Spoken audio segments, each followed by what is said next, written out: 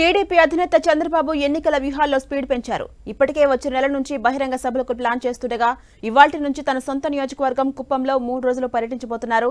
Jail నుంచి release అయ్యాక మొదటిసారి ఆయన కుప్పం రాబోతుండటంతో పార్టీ శ్రేణుల్లో జోష్ పెరిగింది. కుప్పం నియోజకవర్గ పరిధిలోని 4 మండలాల్లో చంద్రబాబు విస్తృతంగా పర్యటించబోతున్నారు. చంద్రబాబు టూర్ కోసం కుప్పం టీడీపీ నేతలు పెద్ద ఎత్తున ఏర్పాట్లు చేశారు. ఇవాళ ఉదయం చంద్రబాబు హైదరాబాద్ నుంచి విమానంలో బెంగళూరు చేరుకుంటారు. బెంగళూరు టీడీపీ ఫోరం ఏర్పాటు చేసిన పార్టీ కార్యక్రమంలో ఆయన పాల్గొంటారు. అనంతరం అక్కడి నుంచి బయలుదేరి సాయంత్రం 4 గంటలకు కుప్పం చేరుకుంటారు చంద్రబాబు.